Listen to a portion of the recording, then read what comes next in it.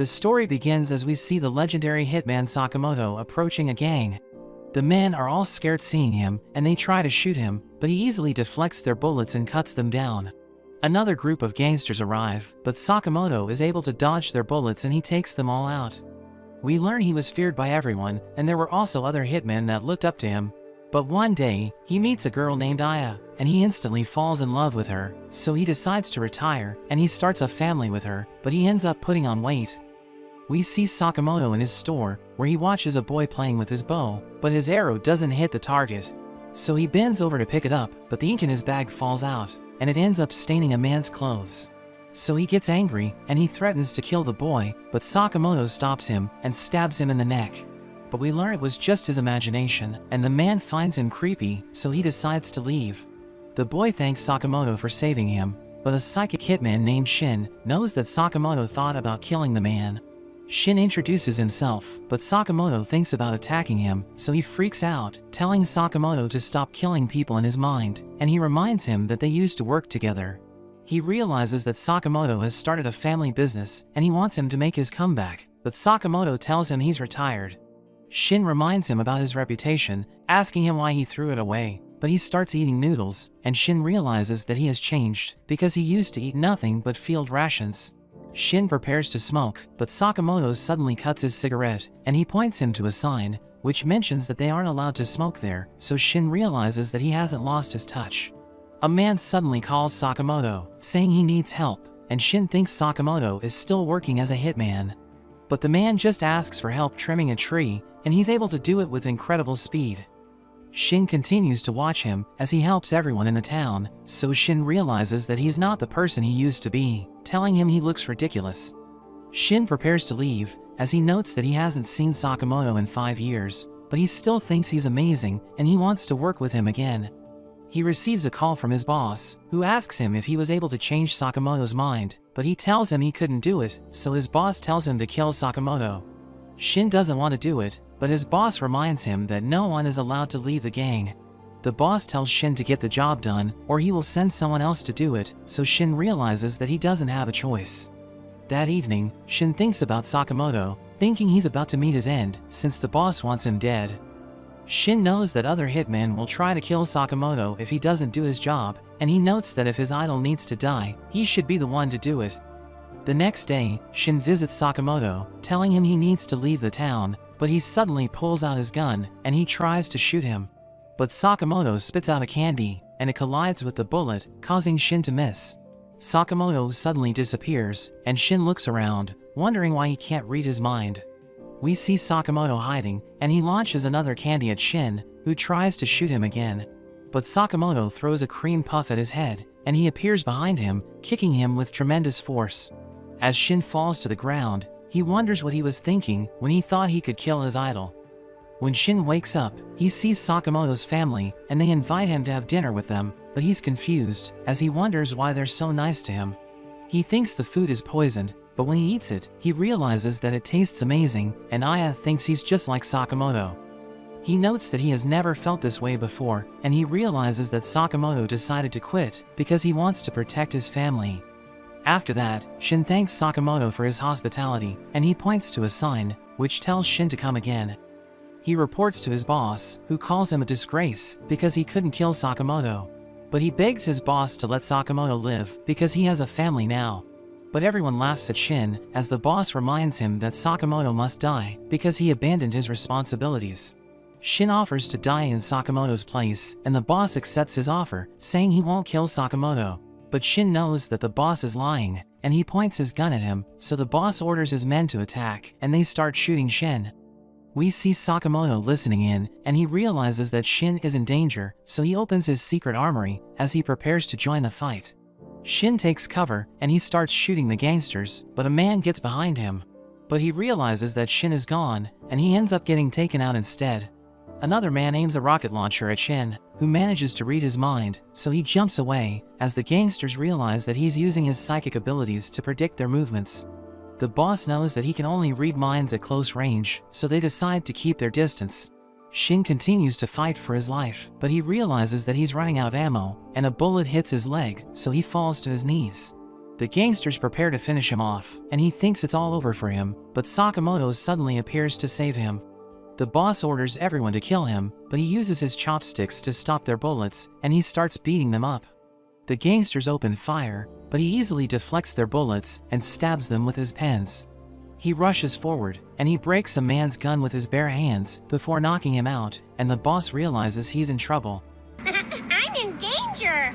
So he tells his bodyguards that they need to shoot Sakamoto together, but he quickly closes the distance, and he cuts the boss's gun, and he finishes them off. Shin wonders how Sakamoto knew he was there, so he reveals that he planted a bug in his gun, and Shin realizes that nothing gets past him. He mentions that he needs to leave the town, but Sakamoto gives him an apron, telling him he will get 800 yen per hour working at the convenience store. After that, we see Shin working in the shop, and Aya sees him, telling him the apron looks good on him. He sees an old lady looking for an item, and he uses his powers to help her find it, as Sakamoto's daughter Hana realizes that he really is a psychic. The boy asks him if he's enjoying his shift, so he mentions that it's better than his last job, and the boy wonders what he used to do for a living. But Sakamoto threatens to kill him if he tells the truth, so he tells the boy he used to work as a cleaner, and he continues to serve the customers who enter the shop. The next day, Shin recalls the fight they had with the gangsters, telling Sakamoto he killed everyone with a single blow. But Aya becomes upset, asking him if he's working as a hitman again, so he explains that he didn't kill anyone, saying he made sure that his attacks weren't lethal. She reminds him about the family rule, and she threatens to divorce him if he breaks it. Shin asks him about it, but Sakamoto kills him in his mind again, and he tells Shin to keep his mouth shut. They head to Niakita Chinatown, where Sakamoto buys pork buns for his family because he wants them to enjoy eating it. But as they make their way back, a girl suddenly crashes into them, and Sakamoto realizes that his pork buns are ruined. A group of gangsters appear, and we learn that she was running away from them, but the girl named Lu tells them to bring it on. Shin tells Sakamoto they should leave, but he's depressed because he thinks Hana will cry if she sees the pork buns. The gangsters charge in, but Lu knocks them down as Shin realizes that she's using Tai Chi. They surround her, and she tries to fight back, but one of them restrains her, and they threaten her with a knife. The man prepares to stab her, but Sakamoto breaks his knife and knocks him out. Shin takes out the man restraining her, but the third man pulls out his gun, so she disarms him and beats him up. Another group of gangsters arrive, and they think Sakamoto and Shin are her friends. So they run away, as the gangsters try to shoot them, but they manage to escape. After that, the leader of the gangsters report to their boss, and he tells him what happened. But the boss becomes angry, reminding him that they killed everyone in Lu's clan just to track her down. A hitman named Bacho suddenly kills him, and he starts playing with the man's head, but his brother Sun-hee tells him he shouldn't play with dead bodies. The boss orders them to find Lu and take her key because they need it to rule the black market. Bacho asks him if they can kill anyone who gets in their way, so he tells them they can do whatever they want. We return to Lu, as she reveals that she's the daughter of a mafia family, and she explains that the gangsters want to take her key so that they can use it to access her clan's hidden vault. Shin tells her to get rid of it so that they will stop bothering her, but she refuses, as she reveals that her parents died protecting it, so she wants to defend it with her life. She doesn't want Shin and Sakamoto to get involved, so she bids them farewell, but Sakamoto asks her if she knows how to make pork buns. So she reveals that she knows how to make them, and he decides to help her, under the condition that she makes them for him. But Bacho suddenly kicks him away, and Sun-hee mentions that he doesn't like the way Bacho kills people.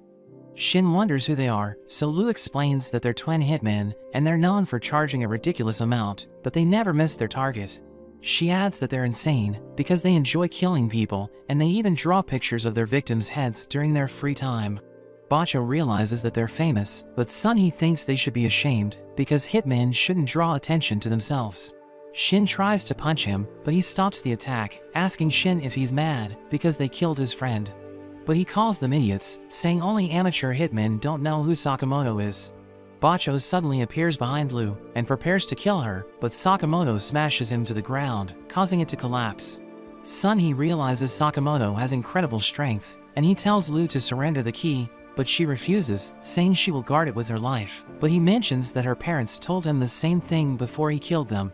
So she becomes angry, and she charges in, but Sakamoto pulls her back, and Shin tells her she's being reckless. Sun-hee tries to kill her, but Sakamoto catches his blade, and she wonders why he's risking his life to help her. So Sakamoto recalls the moment when he gave Aya a present, but she realized he's covered in blood, so she knows that he killed people to buy it. She mentions that she doesn't want it, and she tells him they can't be together if he doesn't change his ways. She jumps off, and she's about to fall to her death, so he rushes to save her, and they crash into the ground, but she notes that she survived thanks to the snow. She knows that he would miss her if she dies, and she tells him that everyone's loved by someone, so he should stop killing people and focus on saving them instead. We return to the present, as Shin cries after he reads Sakamoto's mind, and he tells Shin they shouldn't kill people. The twins attack him, but he parries their attacks, and they realize that they need to work together to defeat him. So they decide to use their ultimate move, and they start attacking relentlessly, but he easily dodges their attacks. They can't believe it, because nobody has ever survived after they used their ultimate technique, and they decide to do it again, but Sakamoto suddenly knocks Bacho out. Sunhee charges in, but Sakamoto destroys his weapon, and Sunhee is surprised that he was able to break it, because it's extremely durable. He realizes that he can't defeat Sakamoto, so he decides to target Lu instead, but Shin throws him to the ground, and Sakamoto smashes him with a refrigerator. She asks them who they are, but Sakamoto tells her they just work at a convenience store, and she finds them amusing. We see the boss waiting for the key, as he wonders why the twins haven't returned, but Sakamoto arrives, and the boss realizes that he was able to defeat the twins. Lu threatens to kill him, so he begs for his life, and she beats him up since he killed her parents. Shin thinks he deserves another beating, but Sakamoto kills him in his mind again, telling him to stay out of it. Lu thinks she has done enough, saying her father told her she shouldn't kill people, and they use her key to open the vault. They realize it's full of treasures, but Shin notes that it contains strange items, and he reads a notebook, which mentions that it's full of the clan head's most treasured items. She wonders what her father left behind, and she sees a bottle of liquor with a note, which mentions that she should drink it when she's of age. So she decides to share it with everyone, and Sakamoto shows her the pork buns she ruined, but she tastes it and tells them that it's still good. After that, Sakamoto returns to his store, and Shin gives him an orange juice, but he's surprised to see Lu wearing an apron. She reveals that she will make pork buns while she works there, but he thinks she doesn't need to work because she already inherited her clan's treasures. But she calls him an idiot, saying she will never use her family heirlooms to pay for her daily needs, so they start to argue. But Sakamoto tells him to be quiet, and he mentions that he was moved by the reason why Sakamoto decided to stop killing. So he shows Shin the family rules, telling him to follow it, so he reads it, realizing the first rule is that they should never kill people. But we see a group watching them, and they know that Sakamoto has a huge bounty on his head. The next day, when Lu gets to the store, Shin yells at her for being late for work. He checks out their goods, but he sees a detergent in a refrigerator, and he asks her why she put it there. So she explains that it doesn't matter where they put the items, because the customers will find it anyway. He thinks she has never worked before, but she reveals that she used to help her father bury his victims, and he tells Sakamoto to fire her, because she's ruining the peaceful atmosphere. But he tells Shin to stop being mean to her, and he starts giving them orders, as they realize that he isn't acting like his usual self. The real Sakamoto joins them, so his friends wonder what's happening, but he completely ignores them. The imposter tries to stab him, but he dodges, so the man pulls out his gun. But Sakamoto threatens him with a cutter. He knows that the imposter is a hitman named Nagumo, and he realizes that Sakamoto hasn't lost his touch. Shin wonders why he wasn't able to read Nagumo's mind, but he laughs at Shin and Lu, because he was able to deceive them, so they hit him, and they ask Sakamoto about him. He mentions that he's only 18, but Sakamoto reveals that they used to work together, so he knows that Nagumo is 27. Shin and Lu beat him up for lying to them, but he mentions that Sakamoto has a 1 billion yen bounty on his head. Shin doesn't believe him, but he tells them the bounty was just posted the other day, so a few hitmen already know about it. A man suddenly arrives to deliver pizza, and he gives it to Sakamoto, but he turns out to be a hitman, and he threatens to kill Nagumo if they don't cooperate. But they ignore him, and Nagumo suddenly strangles him from behind, telling them he wasn't lying about the bounty. He prepares to kill the man, but Sakamoto stops him, so Nagumo realizes that he's now against killing people. He wonders if Sakamoto can stop the hitmen in his group, so everyone feels threatened, but he explains that he's just joking, saying they only kill other hitmen. Sakamoto wonders who wants him dead, but Nagumo explains that he doesn't know, telling him everyone has their eyes on him because he took down the gang that was after Lu.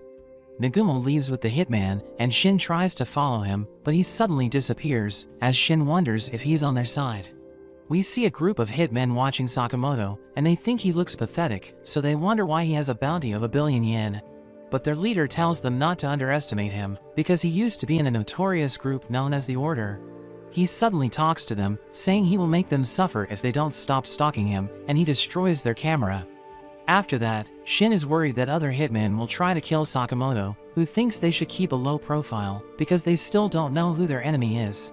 But Hannah suddenly appears, and she mentions that she's ready for tomorrow, reminding him that they'll be watching Sugar Bunny together.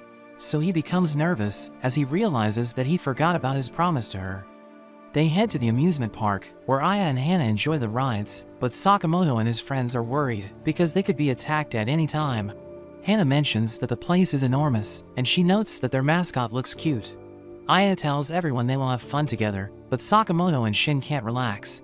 Shin tells Lu they should protect him so that he can spend time with his family, but she wonders how they will find the hitmen around them since the place is so crowded. So Shin explains that he will use his powers to read everyone's minds, but he mentions that he needs to concentrate to do it. He tells Sakamoto that a hitman is approaching, and we see that he's disguised as a janitor. Lu distracts Hannah, while Sakamoto approaches the hitman, who tries to make his move, but he stabs him with his pen first, and his friends hide the man's body. They take him to a forest, where Shin mentions that Sakamoto avoided his vital organs, and he thinks it's amazing, because he knows that it's extremely difficult to pull off. Another hitman named Tatsu watches them from a distance, and he knows that Shin has psychic powers, so he wonders how he's supposed to reach Sakamoto. But he comes up with a plan, as he realizes that Shin won't be able to read anything if he just empties his mind.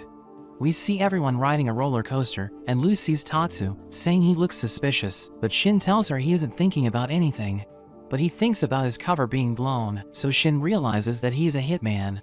He tells Sakamoto he's in trouble, and as the ride speeds up, Tatsu tries to shoot him, but he uses his bulletproof glasses to deflect it. Shin removes his safety bar, and as the ride approaches a loop, he jumps off, and he disarms Tatsu, breaking his restraints. He jumps away with him, but Tatsu kicks Shin, who barely manages to survive the fall. He prepares to fight Tatsu, but he notes that he can't read his mind, and he realizes that the roller coaster is about to hit him. So he jumps into the air, but Tatsu throws knives at him, and he tries to dodge them, but his leg gets hit. He starts to feel strange, as he realizes that he was poisoned, and Tatsu tells him he's doomed, but he refuses to give up. Tatsu tells him he has the same eyes as Sakamoto, saying he knows that they both fear death, and he thinks it makes them weak, telling Shin he could have dodged the knives if he wasn't afraid to die. But he explains that Sakamoto fears death because he wants to protect his family, saying people fight harder when they're trying to defend something. Tatsu knows that Shin has been blinded by his poison, and the roller coaster is about to hit them again. So they jump up, but Shin lands on it, and he grabs onto Tatsu, trying to hit him, but he fights back, as Shin realizes he's in trouble. So he reads everyone's minds, and he realizes that Sakamoto is at the Sugar Bunny show, so he jumps off with Tatsu. They crash into the Sugar Bunny's tent, and one of the performers becomes upset because they interrupted the show. Tatsu threatens to kill him, but the Sugar Bunny interferes, and we learn that it's Shin, telling Tatsu he's ready for round 2. He thinks Shin doesn't stand a chance because he's still blind, but he manages to land a punch, and everyone thinks it's part of the show, so they start cheering for him. Tatsu attacks with his knives, but Shin counters with a devastating kick, and he wonders how Shin can see him. Aya talks to Sakamoto, but he keeps quiet, so she thinks he's enjoying the show, but we learn that he's giving Shin instructions while he's watching the fight. Tatsu is getting destroyed, and he wonders what's happening, because Shin is reading his every move. He manages to cut the costume, but he realizes that Shin's eyes are closed, and Sakamoto tells him to end the fight. So he kicks Tatsu with all his might, knocking him out, as the host mentions that the Sugar Bunny just used his ultimate move. So everyone celebrates, and he's glad that he was able to protect Sakamoto. We see 2 other assassins, Boiled and Abaguro at the park, and Boiled mentions they will be doing things his way. But he suddenly yells at Abaguro, and he tells her not to step on the ants, because they shouldn't kill anyone other than their target. Lu tells Shin to stop moving, and she gives him the antidote for his eyes, but he finds it painful, so he runs away, but she reminds him that she still needs to use the antidote on his other eye. She thinks he's lucky because Tatsu had the antidote with him, but he explains that it's just standard practice for someone who uses poison. Sakamoto wonders who hired him, as Lu takes his poison knife and stabs him with it. She mentions that she will spill 1 drop of his antidote every second, telling him to talk before it's too late, but Shin reminds her that they still need to use it on his other eye. Tatsu reveals that he works for a company called Dondenkai, but he mentions that it's a toxic workplace, which always forces them to work alone. Shin wonders why Lu's threat worked on him, reminding him that he mocked them for fearing death. So he explains that he doesn't want to die, and he mentions that he only works part-time, so he isn't loyal to the company. He reveals that he's registered with the JAA, but Lu doesn't know about it, so Shin shows her his license, and she realizes that it stands for the Japanese Association of Assassins. He explains that it manages professional hitmen, revealing that he and Sakamoto used to be members, and he mentions that there are only 400 pros in Japan. Aya and Hana suddenly appear, and Hana recognizes Tatsu as the bad guy who got beat up. Aya wonders what they're doing there, so Shin tells her they're watching him practice for the show, and they leave to eat lunch together. Shin takes his knife, telling him to leave them alone, but he wonders why they spared his life, so Shin explains that they're just there to enjoy the amusement park. Hana gives him a band-aid, telling him she was impressed by his performance, and she bids him farewell. As they leave, we see that he has a knife, and he uses it to remove his restraints, but we learn that he no longer wants to kill Sakamoto. We see Sakamoto and the others having lunch together, but Shin mentions that he has brain fog, thinking it's because of the antidote. He notes that he won't be able to read minds because of it, so Lu tells Sakamoto they should call it a day. But Aya realizes that they're acting strange, so she wonders if they're hiding something. We see Tatsu in the restroom, as Boiled suddenly appears behind him, and Abaguro takes him down. She tries to intimidate him, but Boiled tells her she's a nice girl, so she shouldn't spread her legs. Tatsu wonders what they're doing there, so Boiled tells him they will finish his job, as Abaguro reminds him that the company will punish him for failing to kill Sakamoto. So he thanks them for their help, and Boiled mentions that the scar on his face remembers Sakamoto, so Abaguro wonders if he was the one who gave him the scar. But Boiled tells her he just tripped and fell the other day, as Tatsu notes that they're both weirdos. But he knows that they're the most brutal pair the Dondenkai has ever seen, because they killed 100 people 2 years ago, so he thinks Sakamoto and his friends don't stand a chance. We return to Sakamoto, as Shin tells Aya they're not hiding anything, and Hana asks them if they don't like the amusement park, but they tell her they're having a great time. Shin and Lu stay alert, as Sakamoto's family enjoys the rides, and they all have a great time. Later that day, Lu tells Sakamoto that the park is open and well lit, so the assassins won't attack them there. But Aya and Hana want to check out the haunted house, and they realize it's where they might get attacked. The guide welcomes everyone to the Ward of Whales, saying it's filled with the spirits of patients who died there, and she warns them that no one has left the place alive. Lu is frightened, so she starts drinking, and they enter the operating room, as Boiled watches them through a hidden camera. Sakamoto's family is having fun, but he tells his friends to stay alert, and a hitman suddenly attacks them from behind. Aya and Hana think he's just a zombie, but Sakamoto beats him up, and he suddenly stops moving, so everyone wonders what happened, but Shin is impressed by Sakamoto's moves. They see the hitman's license, realizing he was just a rookie, but Boiled and Abaguro continue to observe them. Abaguro looks forward to fighting Sakamoto, but Boiled tells her not to touch him, because he has a score to settle with him. She promises to let Boiled fight him, thinking Sakamoto is his friend, but he tells her it's not the case. In a flashback, we see Sakamoto at the Hitman Training Center, when Boiled tells him he defeated one of his friends during practice. But he mentions that he isn't there for revenge, and Sakamoto repeatedly hits the target, as Boiled realizes that he's extremely skilled. They start spending time together, and we see them in a restaurant, as Boiled mentions that everyone's celebrating Valentine's Day, but he mentions that they don't have time for love. But a group of girls suddenly approach Sakamoto, and one of them gives him a gift, saying she wants him to be her Valentine. He finds his locker filled with presents, and he sees Nagumo, who reveals that he also received gifts from the girls. He asks Sakamoto about Boiled, but he mentions that he doesn't know him, and he tells him he can have the chocolates. We return to the present, as Abaguro realizes that Boiled has a beef with Sakamoto, so she promises not to get in his way. Sakamoto defeats a group of hitmen, and Lu continues to drink, telling Shin it's just a good luck remedy, but he realizes that it's alcohol. They see a suspicious door, and they hear someone banging on the other side, but Lu is already drunk, so she opens it, and they get attacked by countless assassins. Sakamoto tries to fight them off, but he realizes that his family is in danger, and Boiled suddenly attacks him, and he gets separated from his family.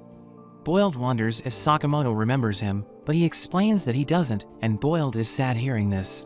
Shin defeats the hitmen, and he sees Aya and Hana on the ground, realizing they're unconscious. Abaguro appears behind him, telling him he's no match for her, but Lu suddenly kicks her away, as he realizes that she's using drunken fists to fight.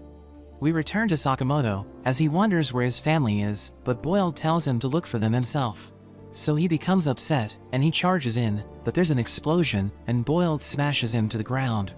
Abaguro hears them fighting, so she gets distracted, and Lu tries to punch her, but she blocks the attack and shakes Lu's head, which makes her dizzy. She orders her men to tie Shin up, and they threaten him with a chainsaw, as Abaguro mentions that she wants to see what Lu can do. So she decides to play a game with her, telling Lu she needs to land a hit every 10 seconds, or her men will kill Shin. She tells Lu she's running out of time, but she starts crying, saying she can't do it, so they realize she's an emotional drunk.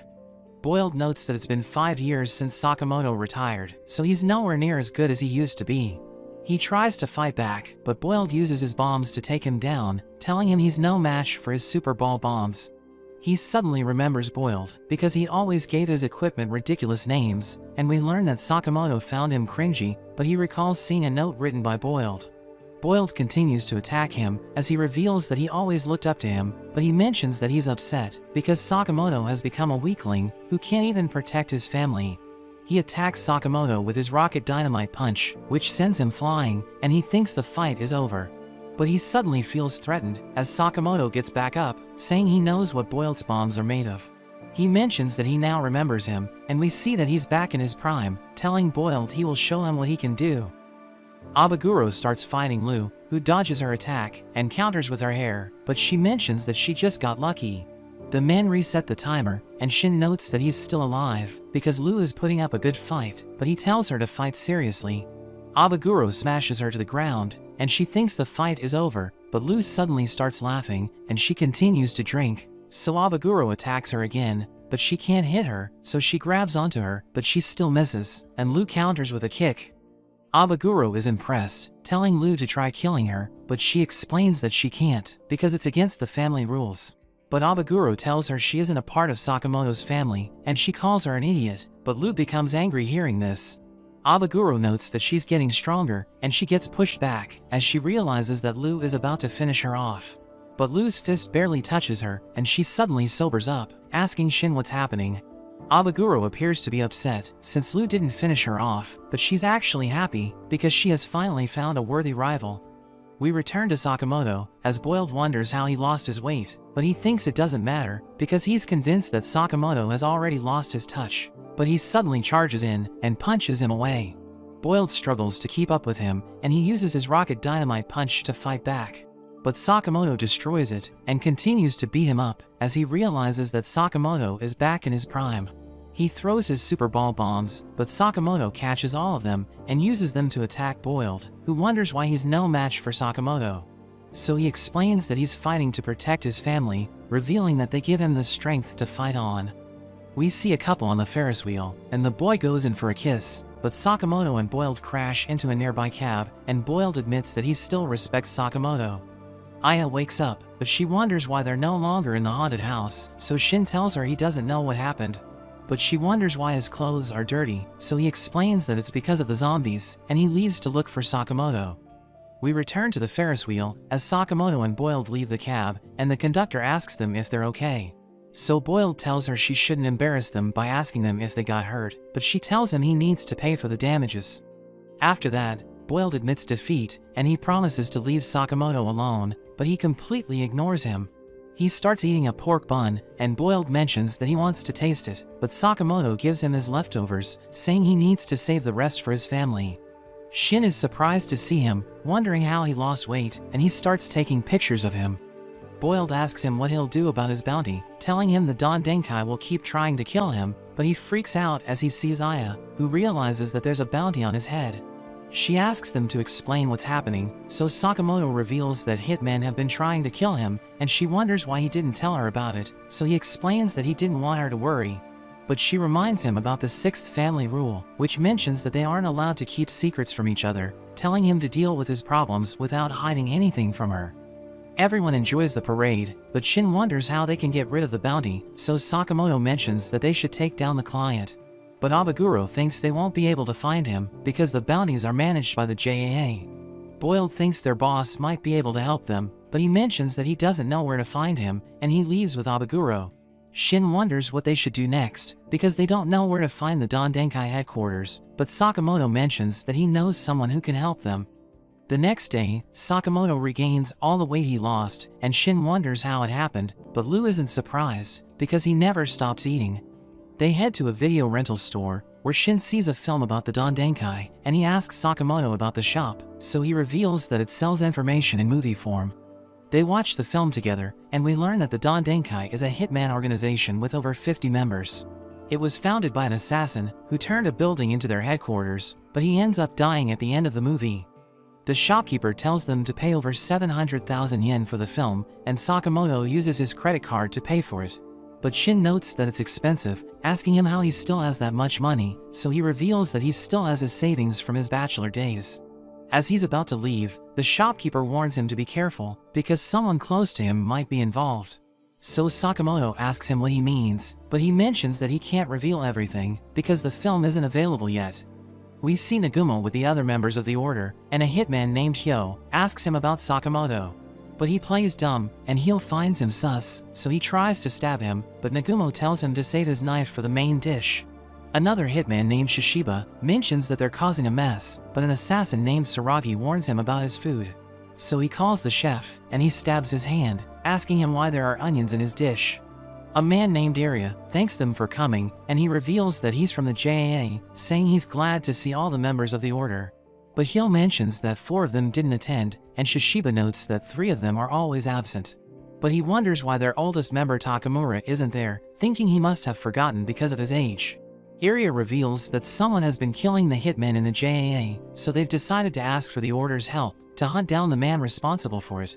Sakamoto and his friends reach the Don Denkai headquarters, and he thinks they should avoid fighting, so they decide to sneak in.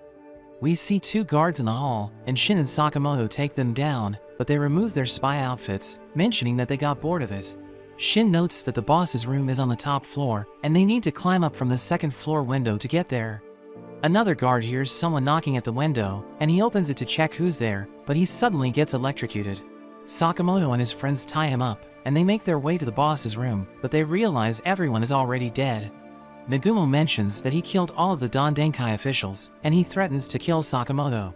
He suddenly appears behind Shin and stabs his neck, so Lu panics, but Nagumo laughs at them as they realize that it was just a prank. So they beat him up, as he reveals that everyone was dead by the time he got there. He mentions that 100 hitmen have been murdered over the past few months, and the killer always leaves an X at the scene, so the order decided to call him X. Lu asks Nagumo about the order, so he reveals that they're a special task unit, and only the best hitmen can join them. They report directly to the JAA, and they take down dangerous assassins to maintain order in the world. He mentions that Sakamoto used to be one of them, and he tells him to be careful of X, saying the killings started when his bounty was posted. The next day, Sakamoto returns to his store, and they see a hitman looking for him, so Lu tells Hana to press a button, which knocks the man out. Aya mentions that the hitmen are bad for business, but she thinks it's okay, because they're buying band-aids from their shop. Hana gives the hitmen band-aids, and they mention that her father is amazing. But he recalls that Nagumo told him he needs to be careful, because he's nowhere near as good as he used to be, so he tells his friends they need to get stronger. Sakamoto rides with Hana, and everyone notes that he's ridiculously fast, while Shin reads the customers' minds and gives them the items they're looking for. Lu decides to train by drinking alcohol, and a man enters the store, but she instantly attacks him, and he wonders how she knew he was an assassin. We see a hitman named Heisuke as he feeds his bird Paisu, but we learn that its food is worth 10,000 yen, and he barely has enough money to feed himself, so he hasn't been eating well. But he thinks he will be able to solve his problem by collecting the bounty on Sakamoto. We see Shin and Lu cleaning at the store, as they mention that it's damaged, because countless hitmen have been trying to kill Sakamoto. He notes that they need to do major repairs, but Shin mentions that they need money for that, and he shows them an ad about a paintball tournament, which has a prize of 1,000,000 yen. But Heisuke suddenly joins them, and he mentions that he's looking for Taro Sakamoto, telling them to hand him over. They realize that he's a hitman, but he doesn't recognize Sakamoto, so they tell him they don't know the person he's looking for. He mentions that the store is called Sakamoto's, but they explain that there are countless stores with that name. Shin reads his mind, and he realizes that Heisuke is sad because he won't be able to eat sushi, so Shin realizes that he's an idiot. He mentions that someone told him he can find Taro Sakamoto in the shop, but Shin tells him it's a common name, so there are millions of Taro Sakamotos in Japan. Heisuke thinks he'll never find him, so he starts crying as he mentions that he doesn't have enough money to eat breakfast. They hear his stomach growling, and he leaves the shop, but they realize that he's staring at them, so they decide to give him some pork buns. He thanks them for the food, but Shin notes that he's the dumbest hitman he has ever met. That evening, we see Heisuke fixing his tent, which his grandmother gave him, but he notes that it's in terrible condition. He recalls that his boss told him to quit because he doesn't have what it takes to be a hitman, and he's determined to prove him wrong. But there's suddenly a gust of wind, which causes his tent to collapse. He sees the ad about the paintball tournament, and he thinks he can buy a home with the 1 million yen cash prize, so he decides to participate. The next day, we see everyone preparing for the tournament as Shin and Sakamoto receive their earpieces, which they can use to communicate. But Lu decides to just cheer for them since she thinks it's a barbaric game. He reminds her that they're doing it for the money, but he thinks it's okay if she doesn't join them because they don't need her help to win the contest. They see Heisuke arguing with a girl who tells him he can't take part by himself since it's a team competition. So he falls into despair, but he sees Sakamoto and his friends, and he begs them to help him, so they reluctantly allow him to join their team.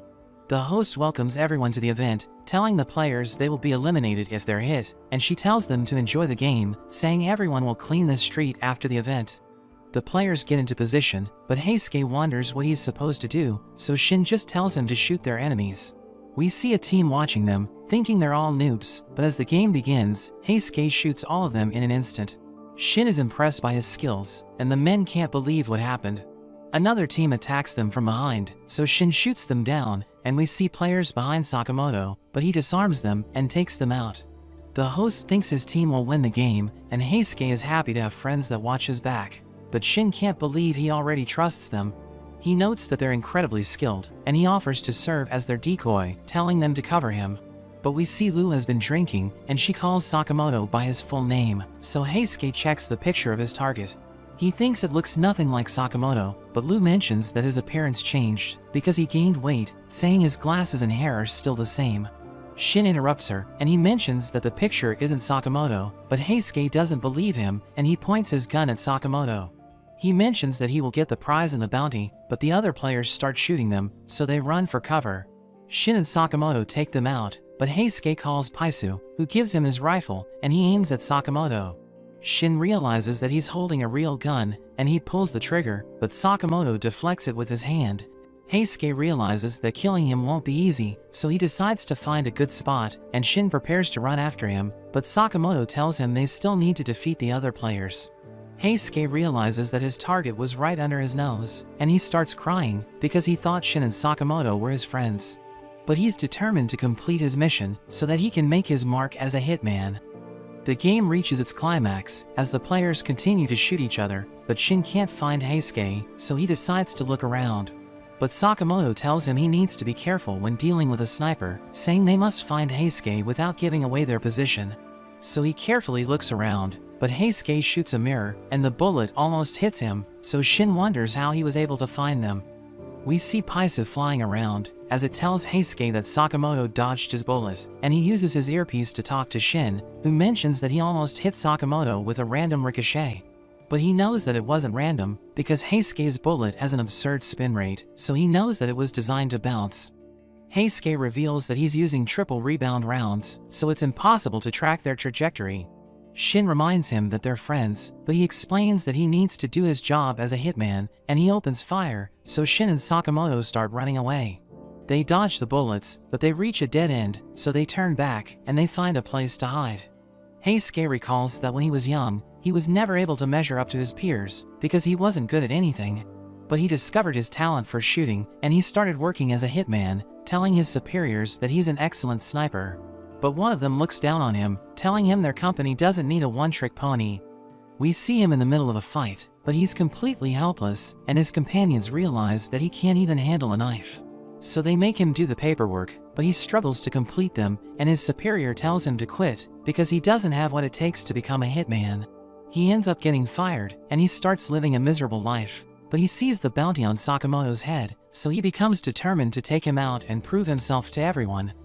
We return to the present, as Heisuke thinks out loud, saying he needs to prove that he's an awesome sniper, but Shin reminds him that his mic is still on, so he realizes that Shin heard everything. He tells him to stop caring about what other people think, because he doesn't need to prove himself to anyone, and he screams into the mic. So Heisuke becomes startled, and we learn that when people are surprised, Shin can read their thoughts from further away, and he sees Heisuke on a roof. Heisuke removes his earpiece, but he realizes Sakamoto is looking at him. Sakamoto throws a pebble with tremendous force, and it shatters his rifle and knocks him down. He can't believe how powerful Sakamoto is, and he realizes that he never even stood a chance. After that, the host announces that Sakamoto's team won the game, and Heisuke starts crying, thinking he's a terrible sniper. Shin tells him to man up, but he thinks they will never understand him because they don't know what it's like to be weak. But Sakamoto mentions that he's the best sniper he has ever seen, and Heisuke is touched by his words. Shin gives him his share of the money, but he realizes that it's only 50 yen, so Shin reminds him that he destroyed the town with his bullets, so they needed to pay for the repairs. Sakamoto returns to the shop, and Aya thinks it's a shame that even though he won the contest, they had to spend all of the money to fix the town. But she tells him it's okay, because he was able to return safely. Shin wonders how Sakamoto asked her out, and he starts reading her thoughts, but Sakamoto kills him in his mind again, reminding him not to use his powers on them. We see Sakamoto with his family, as he watches Hana in her classroom, and Aya is glad that Shin and Lu are watching over the store today. He thinks they're doing fine, but we see them arguing in the shop, because Lu is wearing Shin's apron. He mentions that he's the one in charge while Sakamoto isn't around, but she thinks he's acting like a child. He reminds her that he can read her mind, but she tells him to stop doing it without her permission. Heisuke joins them, and he asks for free pork buns, but he sees them arguing, as Lu mentions that she doesn't like spending time with Shin, because he keeps reading her thoughts. He becomes upset hearing this, and he walks away, as Heisuke wonders if he can eat the pork buns on the ground, but she just tells him to leave. She thinks about Shin, as she notes that she has never seen him like that before. But a group of men suddenly enter the shop, and they think she's Shin, because she's wearing his name tag, so they take her away. Their leader Tanaka mentions that Shin disappeared from the lab 10 years ago, and they think he dyed his hair so that he can disguise himself as a girl. The driver named Seba thinks they have the wrong person, but Tanaka becomes upset because he's convinced that they have captured their target. He reveals that the lab performed experiments to create psychics, and Shin is the only subject they worked on, so he has the ability to read minds. Tanaka finds him creepy, thinking nobody likes him because of his powers, and he calls him a miserable loser. But Lu suddenly attacks him, telling him not to pick on Shin, because he's a much better person than him. She reveals that she's not Shin, and Tanaka can't believe it, but Seba tells him he needs to learn to listen to people. Meanwhile, Shin returns to the store, but he realizes that Lu isn't there, and Sakamoto arrives with his family. He asks Shin what's going on, so he explains the situation, and Sakamoto reveals that he knows where to find her, because he put a tracker on his name tag. We return to Tanaka, as he mentions that the lab will kill them, because they got the wrong person. He thinks they can just pretend that Lu is Shin, but Seba tells him his plan will never work, and she thinks she deserves to be kidnapped, because of everything she said to Shin. But he suddenly arrives with Sakamoto, who tells the kidnappers to set her free. Tanaka realizes that they found their target, so they can return to the lab without fearing for their lives. He sends his men to stop Shin and Sakamoto, but they're no match for them, and Lu tells Tanaka to apologize before things get worse. But he tells her to shut up, telling her they'll get into trouble if they return empty-handed. They realize that Shin is above them, so Tanaka orders Seba to stop him, and he decides to do it, telling Tanaka to take the wheel for him. He prepares to fight Shin, as he mentions that he hates having an incompetent boss, and he suddenly becomes invisible. Shin can't see him, and Seba knocks him down, but he lands on another car. Seba approaches Sakamoto, who grabs him by the neck, so he realizes that Sakamoto can see him, but he stabs the fuel tank, causing the bike to explode. Tanaka's group manages to escape, and he asks Seba if he was able to capture Shin, but he explains that he forgot about him. Sakamoto mentions that the tracker stopped at the Okatabe Museum, and he asks Shin about Tanaka's group, so he reveals that they were sent by the lab, which is the research facility where he grew up. He mentions that they're a bunch of weirdos, but he notes that they weren't dangerous, so he wonders why they sent Tanaka's group. Sakamoto and Shin head to the Okatabe Museum, as Shin mentions that the lab is hidden in the basement. They realize it's crowded, and two girls welcome them to the museum, asking them if they want a souvenir photo. Shin explains that they're in a hurry, but the girls tell them it will only take a second, so they decide to take a picture, and Shin likes it, so he pays 5,000 yen to get a copy. He notes that the dinosaur head is perfect for hiding their faces, so they decide to wear it as he leads Sakamoto to the lab. We see Tanaka in the lab, where he takes Lu to his boss Kashima, telling him she's the person he's looking for. But he notes that she looks nothing like Shin, and he threatens to kill Tanaka if he's lying. Seiba betrays him, telling Kashima he knows where to find the real Shin, so Tanaka gets taken away. Shin tells Sakamoto how to access the secret passage, and a door appears, but when Shin enters Okutabi as the password, it triggers the alarm, as the system mentions that there's an intruder. A bear suddenly starts shooting them, so Sakamoto takes it down, but another one appears, so Shin takes a spear, which he uses to stab the bear's head. But the system detects that the bears have been defeated, so it activates a dinosaur, which attacks them with its tail. Sakamoto thinks Hana would like it, and he wants to show it to her, so he decides not to destroy it. It continues to attack them, as Shin realizes that there's a device in its mouth, so he tells Sakamoto to shoot it with his electric gun. He tells Shin his plan is brilliant, and the dinosaur tries to attack him, but he smashes its tail to the ground, and shoots the device, causing the dinosaur to stop moving. But the system activates it again, and it starts attacking relentlessly. Sakamoto tries to take another shot, but it destroys his pistol, so he becomes upset, and he decides to get rid of it. It charges at him, but he smashes the device in its mouth, and destroys its body with a devastating blow. We see the scientists in the lab, as they hear the commotion, but a guard tells them to get back to work. One of them, named Ishikawa, explains that they need to rest, because they haven't slept in 3 days. But the guard tells them to finish their research if they want to be freed, and he kicks Ishikawa, who falls to the ground, but he mentions that the research will never succeed. So the guard threatens to kill him, but Shin suddenly takes him out. The scientists recognize him, and he asks them about the director, so Ishikawa reveals that he's locked up in the lowest floor, saying the lab was taken over by a group of assassins. Ishikawa reveals that 1 year ago, Kashima arrived with his group, and they told the scientists to invent new weapons for them. Ishikawa adds that he's their boss, but there are other leaders who don't wear suits. He tells Shin and Sakamoto they need to leave, but they see the leader of the floor approaching, so the scientists help them hide in the locker. We cut to Tanaka, who begs the guards to let him out, but Lu kicks him, and she tries to break out of the cell. But the director Asakura tells her she can't break the bars with a rock, and he reveals that he has a plan. We see the leader of the floor named Horiguchi, who asks the scientists what they're hiding, and Ishikawa plays dumb. But he stabs his hand, because he knows that they're hiding something, and Shin becomes upset, so he comes out of hiding. Horiguchi realizes that he's there to stop their research, and he wants to show him the beauty of his work, so he takes out a syringe, and stabs him from behind. He mentions that it's time for an experiment, and he activates a switch, which changes Shin's speaking pattern. He reveals that he placed a needle in Shin's head, which messes up the signals in his brain, and he starts attacking, but he struggles to hit Horiguchi. But Sakamoto joins the fight, and he knocks him out with a single punch. He reveals that he was stuck in the locker, and he's glad that he was finally able to escape, telling Shin he will help him clean up his childhood home. We see Saragi and Shishiba approaching the museum, because Nagumo told them that the place is connected to X. But they know his information isn't the most reliable, so they decide to investigate it themselves. Heisuke heads to the store, as he reveals that he found 500 yen, so he wants to buy some food. But he realizes that Hana is the only one there, and she's sad because she forgot to tell Sakamoto and his friends that they were supposed to attend a school event together.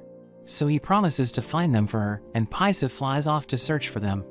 Meanwhile, in the lab's basement, Lu becomes angry because she thinks Asakura was the one who got her kidnapped. But he tells her that isn't the case, and reminds her that he's also a prisoner. She realizes he's on her side, and asks him to tell her everything he knows. Horiguchi recognizes Sakamoto as a legendary hitman, and mentions that his power and speed are impressive, but he tells Sakamoto he needs to lose weight. He realizes that there's a needle stuck in his neck, and he tries to attack Horiguchi, but he ends up hitting Shin instead. He notes that his body moved on its own, and Horiguchi reveals that his needle makes them confuse friends for foes. But he suddenly punches Horiguchi, telling him he just needs to think about hitting Shin whenever he attacks, and Horiguchi realizes that he's a worthy opponent. We return to Asakura, as he reveals that he was locked up in the cell, because he didn't cooperate with the guards. Lu wonders why she was kidnapped, but he tells her he doesn't know, and he recalls that it all started because Tanaka mistook her for Shin, so she starts blaming him. Asakura mentions that he knows Shin, and he reveals that he accidentally gave him psychic powers by getting him mixed up in his research. In a flashback, we see Asakura looking after Shin because his friend asked him to do it, but he suddenly disappeared. So Asakura decided to raise Shin, who was with him while he was studying how to give the human brain supernatural powers.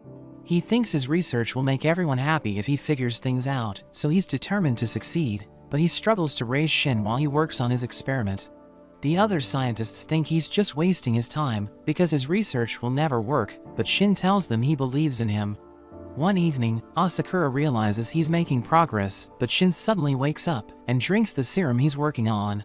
It causes him to throw up, so Asakura becomes worried, but he notes that Shin hasn't changed at all, so he thinks his experiment was a failure. But he realizes that Shin can read minds, and he starts telling everyone what they're thinking. But they find him creepy, so they start avoiding him, and Asakura wants to cure him, but Shin tells him he wants to keep his powers. Asakura feels guilty because he got Shin mixed up in his research, but he becomes upset and runs off.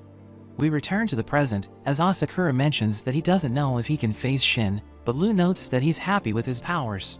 She mentions that she also had a fight with him, and she tells Asakura they should apologize together. She reveals that Sakamoto has a family rule, that they should make peace when they fight, and Asakura is determined to make it up to Shin. He uses a solution to melt the lock, and Lu wonders why he didn't use it earlier. So he reveals that he wanted to stay there, because he didn't want to help the others with their research. The door suddenly opens, and the guard rushes to see what's wrong, but Lu suddenly knocks him out. Sakamoto hits Shin again, as Horiguchi reveals that he can turn the switch off, and he uses a drug to make his arm massive. He starts attacking them, so Shin tries to fight back, but Horiguchi activates the switch again, and Shin ends up hitting Sakamoto. Horiguchi strengthens his leg, and he pushes Shin back. Sakamoto tries to attack him from behind, but he activates the switch, so Sakamoto hesitates, and he blows him away. He thinks even the legendary hitman is no match for the power of science, and he stabs Shin repeatedly, saying he doesn't know why the boss is interested in his psychic powers. He thinks it's stupid, but Sakamoto tells him that it isn't true, and he mentions that he can prove it to him. Horiguchi decides to go all out, and he suddenly becomes massive, so Shin is worried, but Sakamoto tells him he has a plan. Shin walks forward, but he turns around, and Horiguchi prepares to take him out. But Sakamoto tells Shin he'll use his right hand, so he dodges, and the attack lands on Horiguchi. They stick to the plan, and Sakamoto delivers a devastating combo, which sends Horiguchi flying. After that, the scientists remove the needles from Sakamoto and Shin's neck. They think they owe Shin an apology, but he tells them he's happy with his power, and he mentions that he's working for Sakamoto. Ishikawa thanks him for looking after Shin, and he tells Sakamoto he was barely able to dodge his attacks, telling him he's amazing despite gaining weight, but he kills Shin in his mind again, because he insulted his body. They make their way to the basement, as Sakamoto tells Shin not to underestimate the members of the Order, because he's nothing compared to them. Sakamoto tells him to play dead if he sees one of them, but he suddenly activates a trap, so he pushes Shin to safety, and he falls into a hole. We see Kashima with his friends Onigara and Takamito, as they realize that their men were killed by Shishiba and Saragi. He recognizes them as members of the Order, and he prepares to take them on. Shishiba asks him if X is there, revealing that he's their target, but Kashima mentions that he doesn't know him. Shishiba tells him his group has violated JAA regulations by manufacturing illegal weapons and forcing their hostages to do the work for them. He threatens to wipe them out, so Onigara and Takamito ask Kashima if they can kill him, and he tells them to do it. But Saragi suddenly cuts their heads off, so Kashima starts crying, as he mentions they had families. He tells Shishiba and Saragi that they don't understand the value of life, and he removes his arm to reveal his weapon, as he tells them they don't deserve to be hitmen. Shishiba finds him ridiculous, because he thinks he's better than them, even though he has killed countless people. Shishiba is about to trash talk his boss, but he suddenly attacks him, and he mentions that his kills are acceptable, because he's just following his boss's orders. But Shishiba breaks his neck, and he realizes that they're working for X. As they start to walk away, Kashima gets back up, and he reveals that he has an artificial skeleton. But Sakamoto suddenly crashes into him, and Shishiba recognizes him, so he introduces him to Saragi, who thinks Sakamoto looks like a teddy bear. Kashima gets up again, and he reveals that he also knows Sakamoto, because he's the only person who was able to injure his boss. Kashima is determined to kill him so that he can offer him to his boss, and he takes out his other weapons. Shin continues to make his way to the basement, but he suddenly senses a presence, and he dodges Saba's attack. He asks him about Lu, but Saba explains that he doesn't know, because he's just following orders. He explains that he plans to save 20 million yen before he retires, but he doesn't like working overtime, so he wants to finish things quickly. He prepares to attack Shin from behind, and he tries to fight back, but Saba kicks him away. He notes that he can read Saba's mind, so he knows where to find him, but he doesn't know how to protect himself because he can't see his attacks. Saba knocks him down, but he mentions that he doesn't want to leave work early, so he tells Shin to put up a good fight. We return to Sakamoto, as he starts fighting Kashima, wondering if he's even human. Shishiba and Saragi tell Sakamoto they have to leave, so he bids them farewell, but Kashima blows him away. Saragi wonders if he'll be okay, and Shishiba notes that Kashima is tougher than he thought, so he thinks Sakamoto will struggle against him. But he thinks Sakamoto will come out on top, because he has known him for years. Saba continues to beat Shin up, as he notes that he still hasn't killed him, because Shin is using his powers to avoid fatal attacks. But Saba rushes forward, and he manages to stab Shin, who touches Saba with his bloody hands, but Shin tells him he's in trouble, and he suddenly gets shot, as Heisuke joins the fight. Kashima thinks Sakamoto is pathetic, because he just keeps dodging his attacks, but he tells Kashima to leave, because the lab is important to Shin. But he explains that his team is taking over the lab for the future of the hitman industry, and he thinks Sakamoto's friends are getting slaughtered by his men. He prepares to fire his mouth cannon, but Sakamoto blocks it with his pencil, causing it to explode, and he explains that he isn't worried about his friends, because they can take care of themselves. We return to Shin, as he mentions that Heisuke's timing is perfect, so he thinks he's like a hero, but Shin tells him he hates reading his mind. Saba realizes that he's dealing with a sniper who wants to stand out, and he thinks Heisuke won't be a threat once he finds him. He sees Saba hiding, and he fires a bullet, which ricochets and almost hits his head, so he turns invisible and runs away. But Heisuke notes that he can still hear him, so he fires 3 bullets, which almost hit him, but Saba suddenly appears above him. He launches an invisible rod, which hits his shoulder, and Heisuke falls to the ground. Saba reveals that his jacket can make anything inside it invisible, and he prepares to finish Heisuke off, but he fires a bullet, which ricochets and hits Saba, who mentions that he lost his arm. So Heisuke tells him to surrender, but he reveals that he was just joking, and he stabs Heisuke. He kicks the bullets away, as he wonders why Lu's friends are trying to save her, thinking they should just abandon her because she's a nuisance. He calls Heisuke a third-class hitman, but he refuses to give up, and he mentions that his friends consider him a first-class sniper, so he won't let them down. He calls out to Shin, as Paisa gives him a bullet, and he quickly reloads his rifle. He shoots the wall, but the bullet doesn't hit Saba, so he thinks Heisuke missed his shot. But we see that the bullet hit a sprinkler, which starts spraying water, and Shin appears behind him, as he realizes that they can see him because he's wet. Shin takes him down, telling him he isn't a threat if he can see him, and Heisuke tells Shin he was able to read his mind perfectly. But he reveals that he could barely understand what Heisuke was thinking. There's suddenly an explosion, and we cut to Kashima, who reveals that the lab will self-destruct in 20 minutes, because his group has been exposed. But Sakamoto mentions that he can defeat him in 5 minutes, and Kashima charges in, telling Sakamoto he can't win, because his body hinders his movements. Kashima reveals that his body is filled with weapons, because it was created in the lab, and Sakamoto mentions that he also has weapons, but we see that they're just office supplies. Kashima fires his hand cannon, but Sakamoto dodges his attacks, and he takes out his mechanical pencil. Kashima thinks it's useless, but Sakamoto launches its lead at his eye. He mentions that he can defeat Sakamoto with his other eye, but he covers it with a sticker, so Kashima can't see anything. Sakamoto sends him flying, telling him he's a third-class hitman because he's relying on his weapons. But he gets back up, and Sakamoto asks him if he's immortal, so he explains that he doesn't know, but he thinks he can't die. He mentions that his boss is the only one who accepted him, so he's willing to do anything for him, but a train suddenly appears, so they both jump to avoid it. But Kashima uses his wires to restrain Sakamoto, and he starts dragging him away. But Sakamoto manages to recover, and he uses a piece of paper to cut the wires, before throwing Kashima against the wall. We see a train driver, who's bored because he keeps doing the same thing every day, and he hopes something exciting will happen. Sakamoto and Kashima suddenly appear, and they crash into the train. Kashima realizes that the lab is connected to the underground tunnel, and he finally understands why Sakamoto is his boss's favorite, thinking he's the ultimate hitman. Kashima wonders where he's hiding, and Sakamoto suddenly kicks him, realizing he doesn't need to worry about killing him since he's immortal. In a flashback, we see Kashima as he kills a group of men who were messing with a stray cat.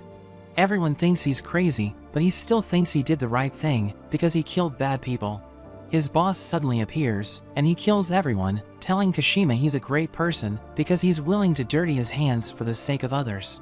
His boss draws an X on his mouth, and he mentions that he accepts him for who he is. We return to the present, as Kashima mentions that he wants to help his boss achieve his goal. But an old woman gets on the train, and Sakamoto tells him to stand up because he's in the priority seat. He realizes that Sakamoto has him cornered, and he starts beating him up. Kashima gets blown away as he realizes that Sakamoto's power is absolutely insane, and he starts shooting him, but Sakamoto easily deflects the bullets. He continues to beat him up, but Kashima activates his chest cannon, which causes an explosion. Sakamoto falls off, but he crashes into another train, and he quickly makes his way to the other side so that he can continue his fight with Kashima.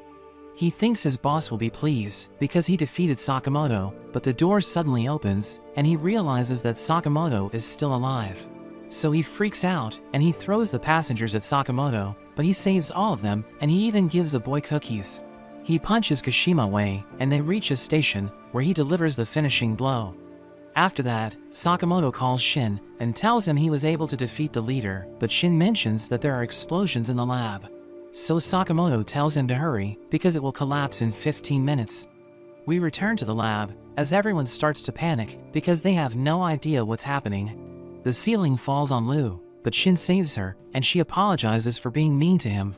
But he tells her it's okay, and he also apologizes for being harsh. Asakura greets Shin, but he doesn't know what to say, and Shin mentions that the lab will collapse in 10 minutes, but Heisuke notes that there are still people inside. Asakura shows everyone a floor plan, and Shin uses his powers to find the people trapped inside. He asks his friends to save them, and he tells Asakura to follow him, as he realizes that Shin is using his powers to help everyone. We see Shishiba and Saragi in the control room, and they see a picture of X, realizing he's the one behind everything. But Shishiba notes that they can't see his face, and Saragi thinks he's a force to be reckoned with. But Shishiba tells her it doesn't matter, because it's their job to get rid of him. We return to Shin, as he mentions that there are 2 people ahead of them, and he notes that there's another one to their left, so Asakura leaves to look for him. Shin sees a man sitting in front of him, but he suddenly freaks out, as he senses a powerful killing intent, which causes him to freeze. The man walks past him, and tells Shin to say hi to Sakamoto for him, but as he turns around, he realizes the man is already gone. We see everyone outside, and Shin joins them, so the scientists ask him if he's okay.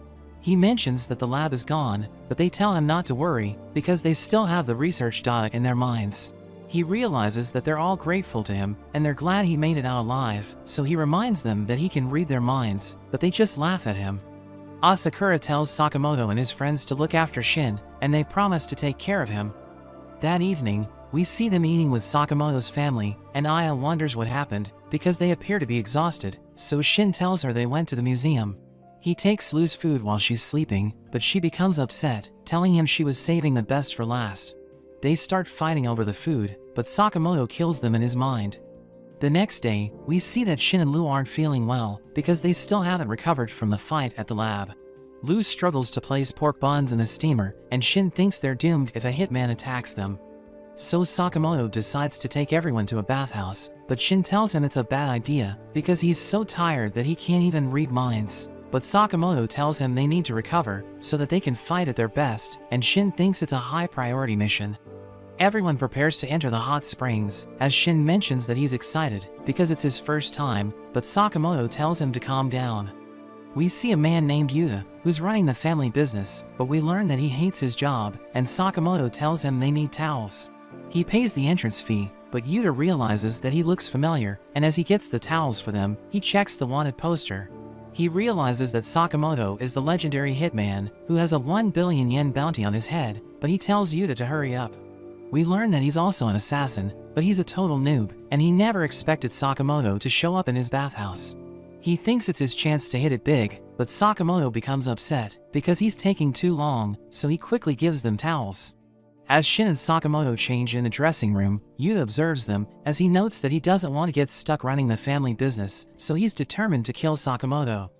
Everyone starts taking a bath, and Yuta realizes that Sakamoto is defenseless, so he's confident that he can kill him. Shin and Sakamoto decide to try the hyper jet bath, and Shin mentions that it feels amazing, but Sakamoto tells him it's too weak. Yuta continues to observe them, and he prepares to kill them as Shin realizes that there's a high power button beside him. He decides to try it, but as he presses it, Yuta activates his trap, which sends Shin flying. He crashes to the ground, and he mentions that jet baths are dangerous, but the kids are excited to give it a try. Yuta notes that it's strong enough to destroy a 3-ton truck, but he realizes that Sakamoto is enjoying it. Shin and Sakamoto head to the sauna, but Sakamoto thinks the temperature is too low, so Shin decides to heat the room. But as he pours water into the stones, Yuta activates another one of his traps, which causes the stones to burn. Shin realizes that it's extremely hot, and the room starts burning, but Sakamoto thinks the temperature is perfect. Yuta can't believe it, and Shin tries to withstand the heat, thinking it's nothing compared to hitman training. The kids see a bonfire in the sauna, and they tell their father they want to try it, but he tells them they're still too young. Sakamoto leaves the sauna with Shin, and he decides to try the cold bath, but Yuta freezes the water. Shin thinks the bath is broken, but Sakamoto tells him it's too warm, and the kids start playing on the ice. As Shin and Sakamoto enjoy the waterfall, Yuta adjusts the water pressure, and it blows Shin away, but Sakamoto thinks it's just right. He continues to enjoy his day, as Yuta tries to kill him, but it only makes him feel better. Sakamoto joins the girls, and he lets Shin rest on a chair. He buys an ice cream as the kids bid him farewell, as Yuta realizes that he can't kill him. Sakamoto starts playing ping pong with Lu, as Yuta recalls that his parents always wanted him to run the bathhouse. But he decided to leave the town, because he wanted to become a hitman, and he failed to achieve anything, so he ended up returning to his parents. There are 2 men that start bullying him, because he failed as a hitman, and he tells them to mind their own business, but one of them knocks him down. They think he's pathetic, and they tell him he'll never get a proper job, but they start mocking the bathhouse, telling him it's in terrible condition. Sakamoto hears them, so he launches the ball at one of them, and he knocks him out. His friend asks Yuta what he did to him, but Sakamoto throws his ice cream stick, which sends the man flying. Yuta realizes that Sakamoto knows he was trying to kill him, but he tells Yuta his bathhouse is amazing, and he leaves with the others. Yuta notes that it's been years since he received a compliment, and he never expected it to come from a legendary hitman. So he calls his father, and tells him he's ready to take over the business, because he realized that he doesn't want to become a hitman. The next day, Sakamoto and his friends head to a restaurant, and Shin mentions that he still feels terrible, because he wasn't able to relax in the bathhouse. Lu shows him 2 colas, and tells him one of them is her special blend. She wants him to guess which one it is without reading her mind, and he drinks one of them, but he realizes it's terrible, and he can't believe he fell for it. And she tells him he'll be paying the bills today, saying family restaurants are fun. She reveals that she didn't always eat outside, because their family chef prepared meals for them, and he asks her if she still talks to people from the mafia. But she reveals that she doesn't like being around them, because she prefers a peaceful life. But a mafia member suddenly points his gun at Shin, and another one tries to shoot Sakamoto, who uses his fork to stop the bullet. Shin takes out the man who's threatening him, and Sakamoto throws the other one on the table. A waitress asks for their order, and he mentions that he wants a melon soda, but the man tells him he's too old for that. Lu asks him if he's Tang, and he tells her it's been a long time since they last met, but she can't believe he's still alive. He tells her their clan doesn't have a leader, and he begs her to return, so that she can lead them. He mentions that Shin and Sakamoto are barbarians, so she shouldn't hang out with them, but she tells him she'll never return to the mafia. He stares at her, but he suddenly has a nosebleed, because he can't resist her cuteness. She cries because her face is covered in blood, so Shin cleans her up, and we learn that Tang served as her clan's advisor, but he kept following her around. Shin reads his mind, and realizes that he's proud, because she knows that he was always protecting her, but Shin thinks he's insane. She tells him she wants to stay with Sakamoto, so Tang realizes that he's standing in the way, and Shin asks him if he wants to fight. But he explains that he'll fight them the mafia way, and he promises to tell Sakamoto about the person who put a bounty on his head if he wins. He mentions that he isn't interested, because he doesn't want them to take Lu, but she accepts the challenge. Shin reminds her that she'll be forced to return to the Mafia if they lose, but she's confident that she can lead them to victory. Tang tells them to follow him, and he leads them to an underground room, where he tells them to dress up, because their dirty clothes will attract attention. So they change into their formal attire, and he takes them to a casino, as Lu realizes that their battle won't be a contest of physical strength. His subordinates give them chips worth 30 million yen, and he mentions that he knows they're poor, so he prepared chips for them to use. He explains that they need to make more money than him to win, telling them they'll meet again in 2 hours, and Lu realizes that they need to gamble. Sakamoto tells her not to worry, because they can use Shin's psychic abilities to their advantage, so she thinks they can win. But Shin and Sakamoto reveal that they know nothing about gambling, and she notes that Tang isn't a good fighter, but he's extremely smart, so she thinks they're in trouble. They see the crowd gathering around him, and they're impressed that he already has 90 million yen. Shin can't believe he was able to triple his money in an instant, and he tells them he'll get Lu back, saying he's willing to bet everything on it. Shin thinks they should divide the chips, and he mentions that gambling is just a game of luck, but Lu thinks Tang suggested the game because he knows a trick that can help him win. He explains that gambling isn't a game of chance, because players can win using calculations and psychological warfare. He goes all in and wins the game, telling Sakamoto and his friends to show him what they can do. Shin knows nothing about gambling, but he decides to give it a try and figure things out as he plays. But the other players realize he's a total noob, and they think they can destroy him, so he's determined to prove them wrong. The game begins, and they make their move, but he has no idea what's happening. Lu sees him, and she immediately realizes that he doesn't know how to play, so they start arguing. He drops his cards, and the other players see them, so they realize he has a good hand, but they think he'll back out if they bluff. So they tell him he'll never win with his cards, but he knows that they're bluffing, so he goes all in and wins 12 million yen. Sakamoto plays roulette, and he places his chips on red. The man in charge of the game thinks he'll never win because he placed a magnet in the roulette so he can control where the ball will land. It's about to land on black, so he thinks it's all over for Sakamoto, but he launches one of his chips to keep the roulette spinning and manages to win the game. Tang's subordinate thinks Sakamoto and his friends are cheating because they keep winning, but Tang tells him not to interfere because he already expected them to play dirty. He uses his genius intellect to win at blackjack, and his subordinates think he's amazing because he can memorize the cards and predict when the next card will be a 10. In a flashback, we see Tang getting beat up by his clanmates because they think he's too weak to be in their clan. But Lu suddenly attacks one of them, so they run away, and she asks him if he's okay. She realizes that he's one of her relatives, and she asks him why he let the others beat him up, so he explains that he allowed them to win so that they would get into trouble after they're done with him. He realizes that he just came up with a flimsy excuse, but she thinks he's brilliant, and she tells him his brain is his greatest weapon. He notes that it's the first time he has felt accepted in his life, and he wants to stand by her side, so he decides to do his best to make it to the top until he finally becomes the brain of the clan. We return to the present, as Tang realizes that he's tied with Sakamoto's team, and he tells them they need to break the tie. His subordinate suggests shooting them to death, but Tang tells him to back off and suggests playing a game of poker.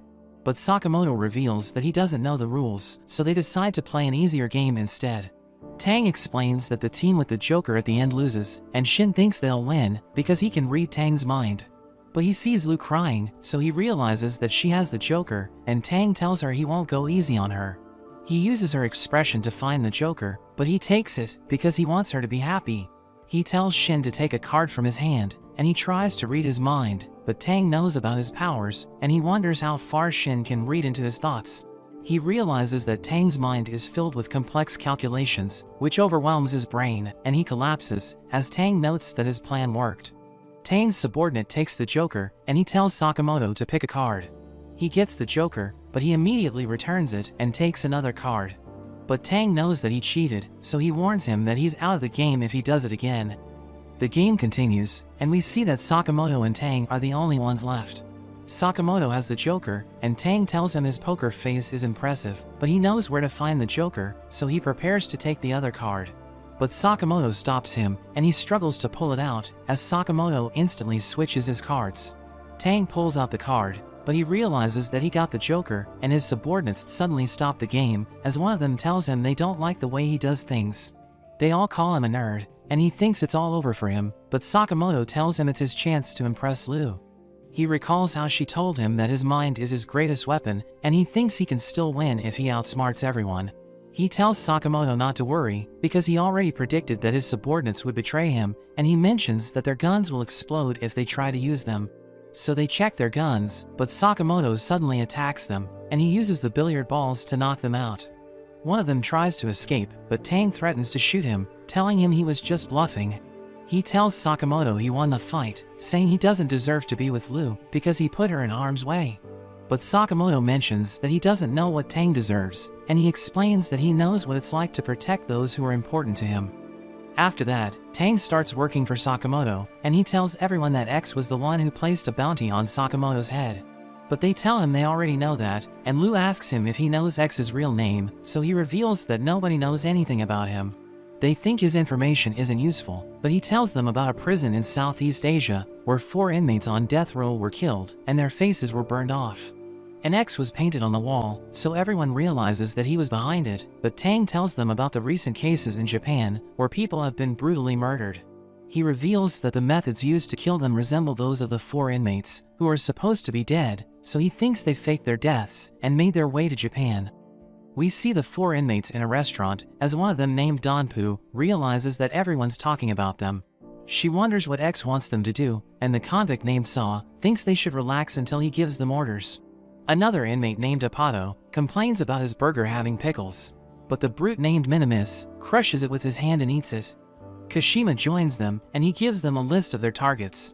He mentions that everyone on the list is dangerous to their organization, but Saw can't believe Sakamoto is included because he looks pathetic. Kashima warns everyone not to underestimate their targets because they might lose their lives. But Minimus becomes upset hearing this, and he crushes his table, telling Kashima they'll eliminate their targets within a month. We return to Tang as he receives his paycheck, and he tells Sakamoto and his friends to escape because the convicts will hunt them down.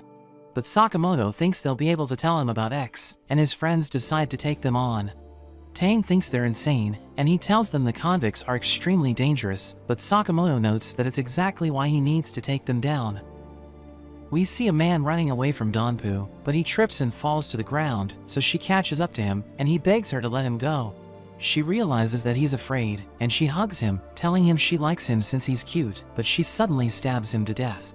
He falls to the ground, and she realizes that he's ugly, but she thinks he looked cute when he knew he was about to die.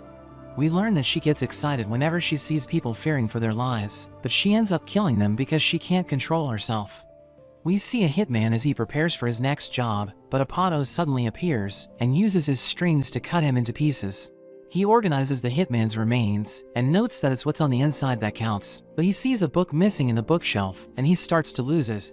So he rushes to a nearby bookstore and buys the book that's missing, thinking it looks better now that the bookshelf is complete. Minimus crushes his victim and turns him into a ball, but he mentions that he's bored, so he looks forward to meeting his S-rank targets. Saw realizes that the others have already taken out some of the targets, and he can't believe they're rushing things because they just escaped from prison. He thinks it's a waste to kill their targets right away, and we learn that he enjoys looking into his victims before he takes them out, because it makes killing them more exciting. We see Sakamoto with his friends, and he notes that they need to gather intel on the enemy, so he visits the video rental store, telling the shopkeeper he needs to learn about the death row inmates. He tells Sakamoto to check the psycho horror section, and Shin takes the videos about their recent murders, while the shopkeeper mentions that it's worth over 1,000,000 yen, so Sakamoto puts it on his card. Meanwhile, we see the members of the Order in a trailer, as Saragi realizes that she missed the turn, so she immediately starts reversing. Shishiba tells her she can't just reverse on the highway, and Takamura hits his head, so Hyo tells her to drive carefully, because they have a senior on board. She apologizes for being reckless, and notes that Shishiba made her drive, but he just tells her to focus on driving. Hyo notes that he wants to get rid of the convicts, since they're causing trouble, and Shishiba tells Saragi to use her indicator, because she keeps changing lanes. He notes that the convicts are crazed murderers, but they're just amateurs, so he wonders why X decided to work with them. But she explains that they're dangerous, because they have no morals, so they can kill people without feeling sorry for them. We see a fly in the trailer, and it approaches Takamura, but it activates his reflexes, so everyone panics and gets down. He suddenly takes out his sword and cuts the trailer in half, so everyone comments that he's just like the convicts, because he's also a killer with no brakes. Nagumo notes that there are 4 convicts, and everyone thinks they can take them on because they outnumber them. We return to Sakamoto and his friends as they watch the movies together, but Shin realizes that Sakamoto is sleeping, and Lu mentions that the films aren't scary. After that, we see Heisuke aiming at Sakamoto, and he starts shooting him, but Sakamoto dodges his bullets and catches one of them. Heisuke is impressed, and notes that Sakamoto has caught 99 shots in a row, but he mentions that he missed one. He tells Heisuke to shoot him again, but Shin suddenly arrives, and tells Sakamoto that he'll die no matter how hard he trains. Shin tries to stab him, but he stops the attack, and he asks Nagumo what he wants. So he removes his disguise, and he knows that Sakamoto looked into the death row inmates, but he tells him to stay out of it, because the Order is already hunting them down. But Sakamoto notes that he can't just wait around, and he mentions that he wants to find X before the Order does, so Nagumo thinks he wants to take them alive. But he tells Sakamoto that they consider him a B-rank target, and Nagumo reveals that they have placed him at S rank, so Sakamoto realizes they're looking down on him. We see Shin and Lu in a home improvement store, where Lu sees a kitten, and she's amazed by how cute it is. Shin reminds her that they need to buy the items they need to repair the shop, and he notes that he's been seeing holes in the wall lately. But she wants to stay with the kitten, so he tells her the convicts are looking for them, reminding her that they're extremely dangerous. She notes that Sakamoto can defeat them, so there's nothing to worry about, but Shin mentions that they need to get stronger, because they're just a burden to him. The shopkeeper shows him a dog, and he tells her he's in a hurry, but he can't resist its cuteness, so he starts playing with it. But it suddenly becomes agitated, and he realizes that the other pets are also reacting. They see Saw in the store, and he mocks the animals for being restless, so Lu asks him who he is. He reveals that he used to be in the military, and he has seen people die because they made the wrong choice, thinking it's a shame since everyone deserves a dramatic ending. He opens his bag and takes out his weapon, as he notes that he'll kill Sakamoto's friends to make him depressed. He suddenly attacks Shin with his axe, and he mentions that he doesn't want to waste his time on side characters, because they aren't strong enough to keep him entertained. The civilians run away, while Shin immediately recovers, and notes that Saw is one of the convicts. He's impressed that Shin is still alive, because he used a crowbar to block at the last second, and Saw reveals that he looked into his targets. So he knows that Lu is rank C, while Shin is classified as a D-rank target, but he isn't happy hearing this, because his rank is lower than Lu's. Saw reveals that D is the second lowest rank, so Shin is depressed, but Saw mentions that he'll give him a good ending. Shin charges in, and Saw prepares to cut him in half, but he reads his mind and dodges his attack. He kicks his head, and tells Saw to fix his ranking after he beats him up, calling him a psycho, but Saw tells Shin to stop treating him like he's a murderer. Lu reminds him that he's killed countless people, but he explains that his victims appreciated it, because he gave them a beautiful ending. He mentions that life is boring, so he wants to help everyone by giving them the best ending possible, and Shin tries to read his mind, but he realizes that his thoughts are filled with murder.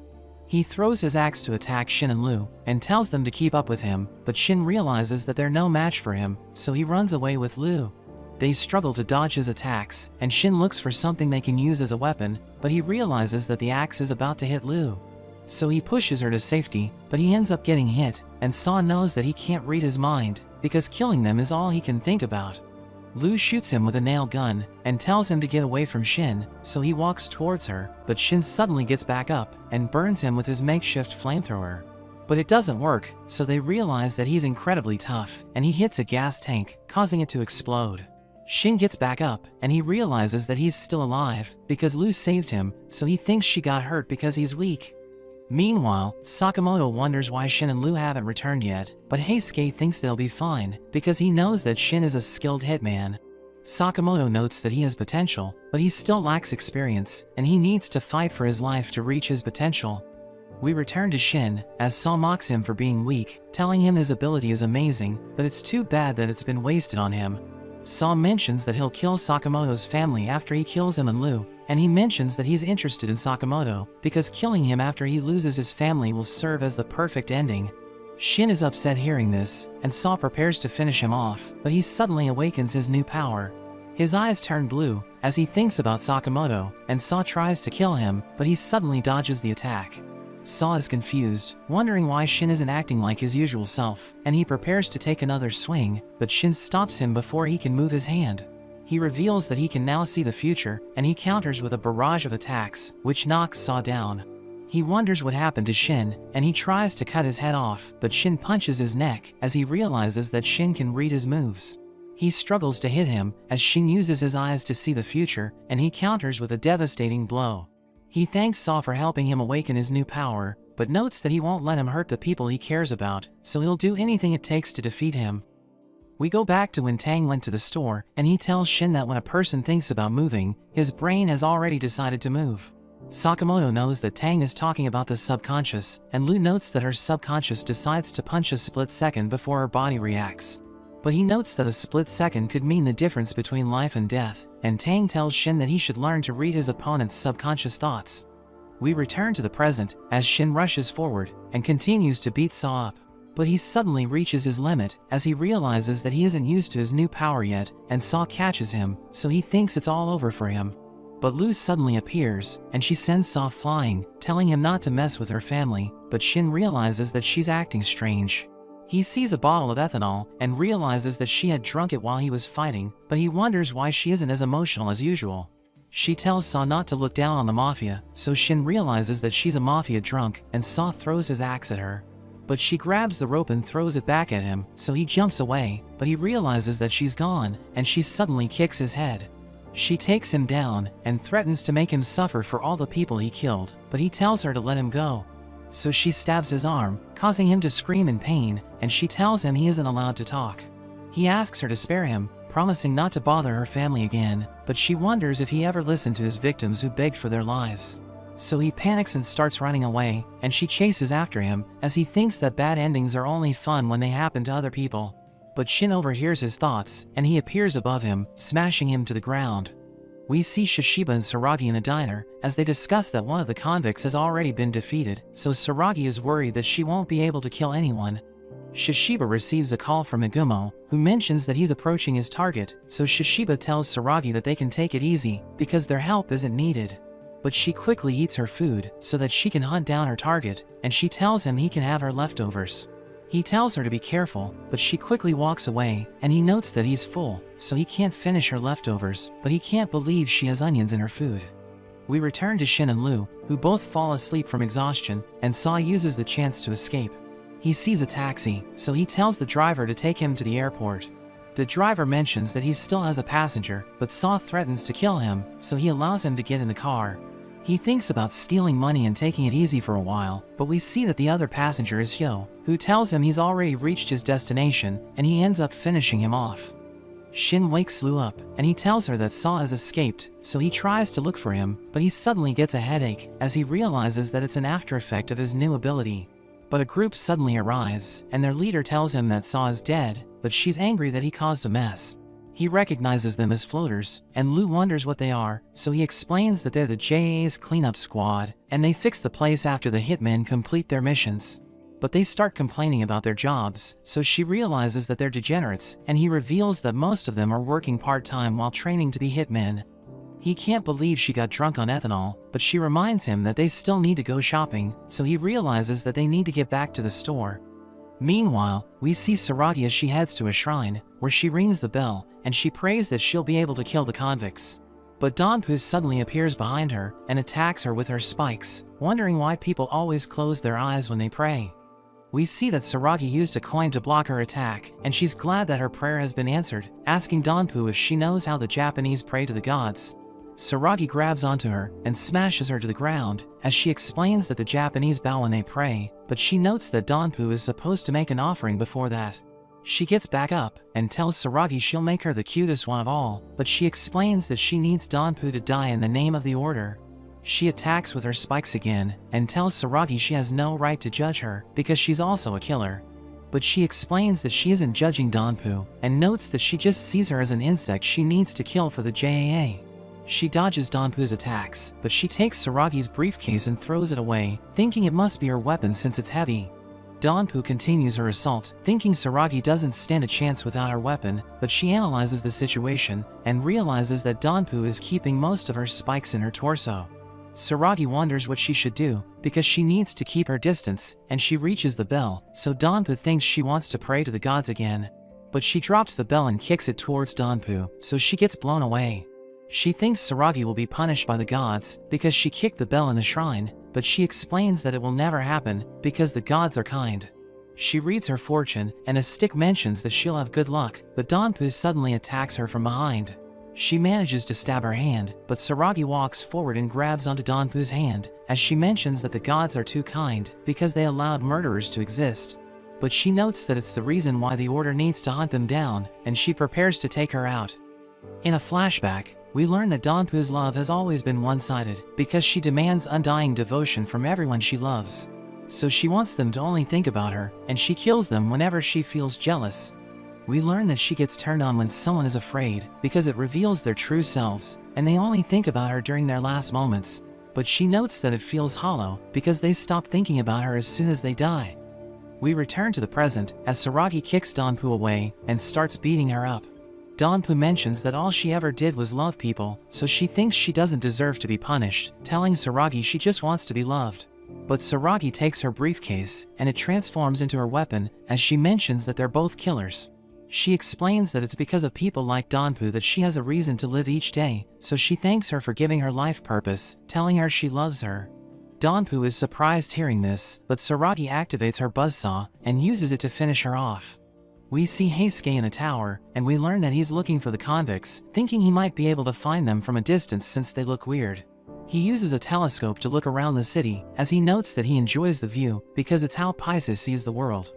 Meanwhile, Kashima tells X that 2 of the convicts have been killed, but things are still going according to plan, so they can move to the next phase.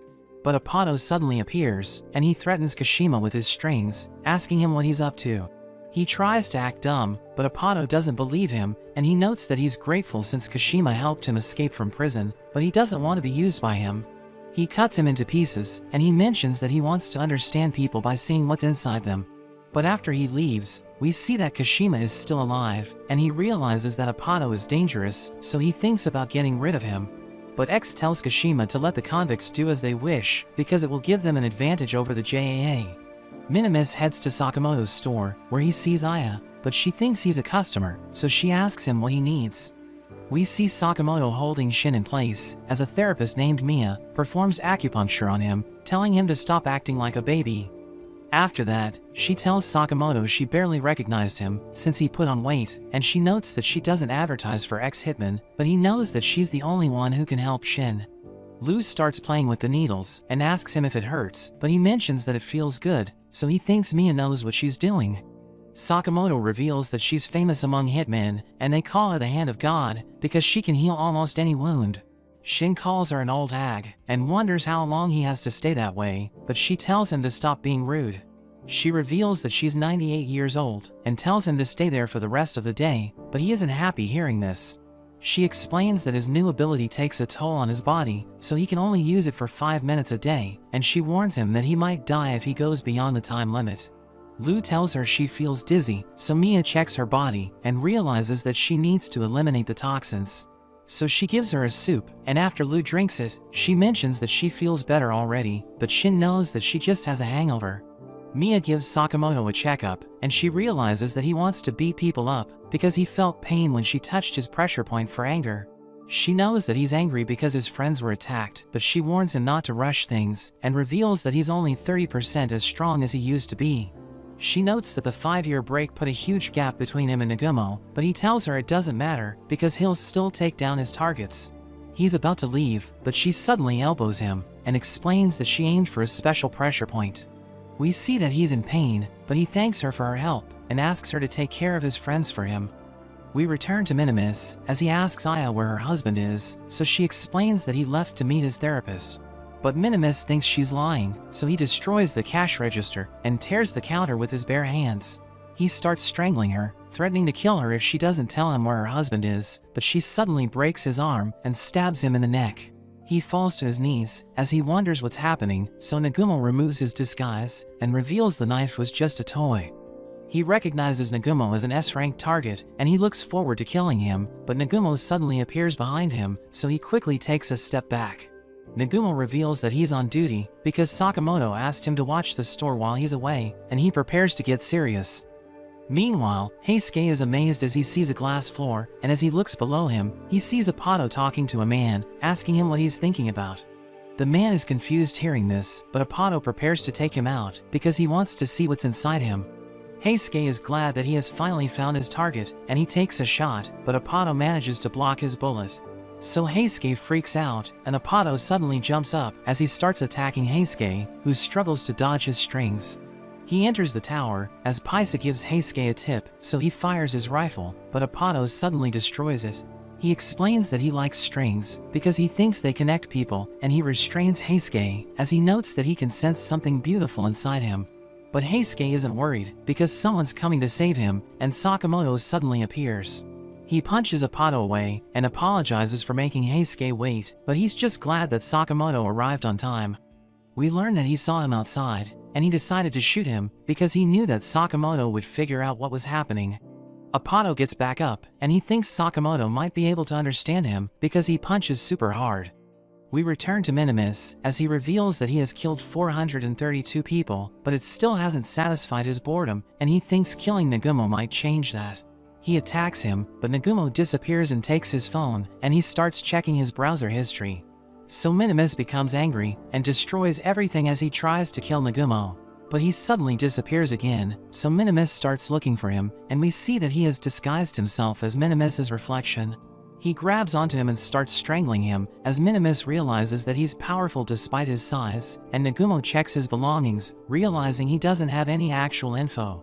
So he throws him away, and takes out his 6-function knife, telling Minimus he'll let him choose how he wants to die. He mentions that his weapon is versatile, so he wants to keep changing the way he kills his victims, and he tells Minimus to pick a number from 1 to 6. But he tells Nagumo not to mess with him, and he tries to punch him again, so Nagumo jumps away, and notes that his die will decide for them. But it suddenly disappears, and Minimus realizes it's in his mouth.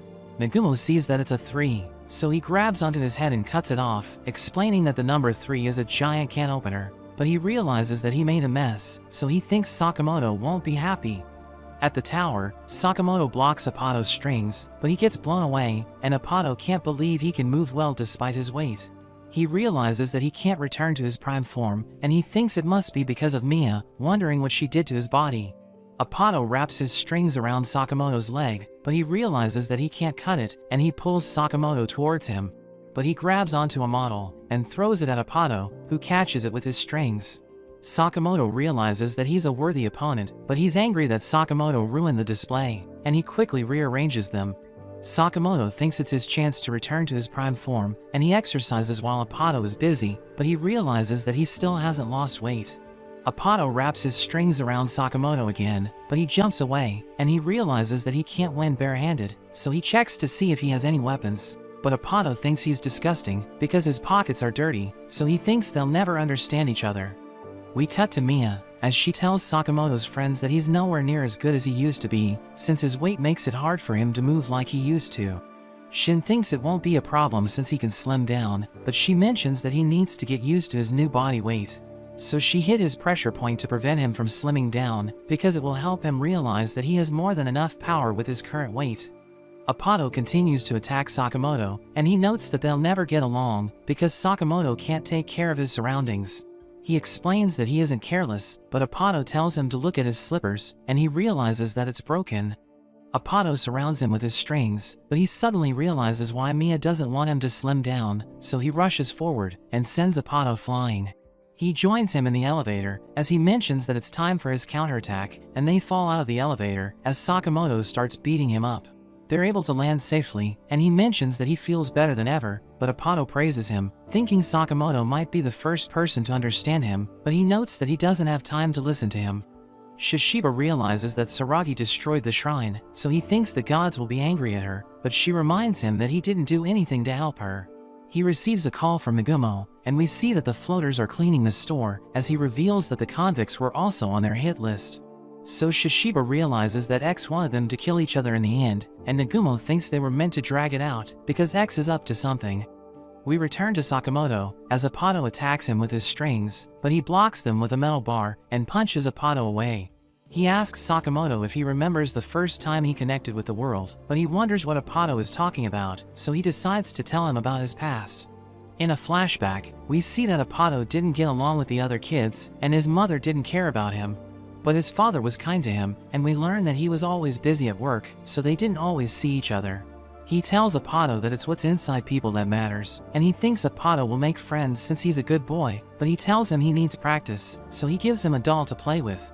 Apato approaches the other kids and asks them if he can play with them, but they call him a creep, so he goes back to his room, wondering why nobody wants to play with him. He stabs his doll and tears it apart, and the other kids continue to reject him because they think he's a weirdo. He sees a cat in the park and kills it in his room, but his father realizes what he has done. So he hugs him, telling him everything will be okay because they'll visit a doctor together. The doctor checks Apato's brain and notes that there's nothing wrong with him, but his father can't believe it because he's convinced that his son is mentally ill. He becomes angry and grabs onto the doctor, asking him if his son was born a monster, so Apato tries to stop him. But his father tells him to stay away because he also finds him creepy. Apato is upset hearing this, and he ends up losing it, so he kills his father, telling him he isn't a monster. He checks his father's brain and tells him they aren't so different because they're just the same on the inside, and he finally feels connected to everyone since his brain is just like everyone else's. We return to the present as Apato explains that he confirms his connection with others by seeing what's inside them, so he wants to cut Sakamoto into pieces. But he tells Apato he's wrong because he loses his connection as soon as he kills a person, telling him he needs to change his ways. But he's upset hearing this, and he tells Sakamoto that he can't dismiss his way of life as he prepares another attack. His strings damage the tower, and it's about to fall, so Heisuke starts to panic. Sakamoto grabs the power lines and stops the tower from falling, but Apato prepares to kill him. He sees Takamura below them, and he cuts the concrete at the base of the tower, causing it to stop falling, but everyone sees that it's now crooked. Sakamoto realizes that he no longer needs to hold onto the tower, and he suddenly disappears, so Apato looks around. But Sakamoto punches him from the side and throws him to the sky before hitting him with a ladder. He combines his strings and turns them into a whip, which he uses to attack Sakamoto, but he takes a disc and throws it at Apato, cutting his whip into pieces. Sakamoto kicks him away, and he's about to fall to his death, as he wonders why he doesn't fit in this world, because he's just like everyone else. But Sakamoto saves him, telling him he can still change his ways, so he doesn't want him to die. He spins him around and smashes him against the tower, causing him to pass out. Sakamoto drags him to Mia's clinic, where he regains consciousness, and he wonders what happened to him. But Shin reads his thoughts, so he realizes that Apato is awake, telling him to stop pretending that he's asleep. So he jumps away and asks everyone what they want from him, thinking they want to use him, but he wonders why they didn't kill him. So they explain that they don't hold a grudge against him, and they just need info about the person who hired him. Heisuke tells him he's the only person they can count on, but he notes that he could have killed them after he woke up, so Sakamoto mentions that they wanted to give him a chance to change his ways. He threatens to slam Apato into the tower again if he doesn't behave, but Shin tells him he'd be dead if Sakamoto didn't show him mercy, so he should consider himself lucky. He's glad that they're treating him like a normal person, so he decides to cooperate, and he tells them that he met a person who looked like a deer. Sakamoto knows that he's talking about Kashima, and he asks Apato where he met him, so he reveals he infiltrated his hotel room and cut him into pieces. But he left one of his strings there and listened in for a while, so he heard X telling Kashima that it's time to destroy the JAA's base of operations, since the Order is busy dealing with the convicts. Apato mentions that he doesn't know anything about their plan, but he tells everyone not to get involved because it's too dangerous. Shin thinks X is insane, and he wonders what they should do, so Sakamoto notes that they should head to the JAA. We learn that the JAA has over 1,000 members, and 400 of them are professional hitmen, making it the largest assassin organization in Japan. The workers in the Kanto branch provide mission support to the assassins, and they also handle internal affairs, so they're considered the beating heart of the organization. We see X with a man named Gaku outside the Kanto branch, and they park their bike, but a guard tells them that he needs to see their employee ID. Gaku mentions that they don't work for the JAA, so the guard pulls out his gun, explaining that he's just following the rules. Gaku asks X if he has a JAA license, but he explains that he threw it away because he didn't like his picture, so Gaku gets closer to the guard and suddenly kills him with a single hit. They prepare to enter the Kanto branch, as X mentions that he's nervous since he hasn't been there for ages, and Gaku understands how he feels. But X explains that their performance suffers when they're nervous because they become too self-conscious about their movements. So he tells Gaku to relax and notes that they're one step closer to getting justice. But that's where this video ends. Remember to like and subscribe to the channel. Thanks for watching and I'll see you next time.